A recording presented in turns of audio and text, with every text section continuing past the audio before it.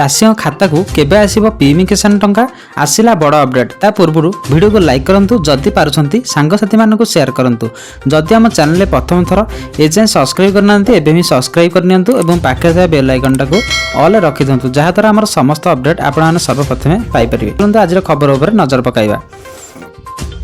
केंद्र सरकार चाषी अनेक योजना चलाई जहाद्वारा लक्ष लक्ष चाषी को सीधा सड़क लाभ पहुँची पारुछि।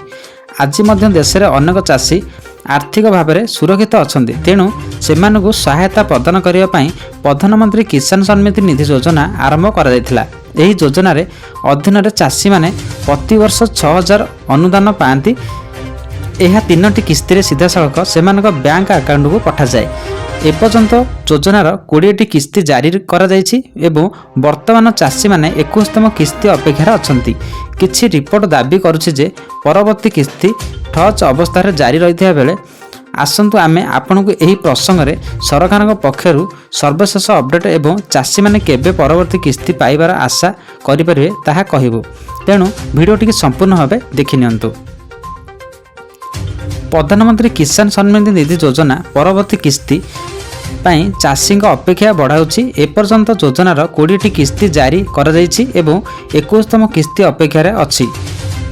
अगस्ट रे 20तम किस्ती पठा जायथिला। सरकार प्रति 4 मासर किस्ती पठांती तेणु किस्ती अक्टोबर शेष किंबा नवेम्बर प्रथम सप्ताह आसीपारे।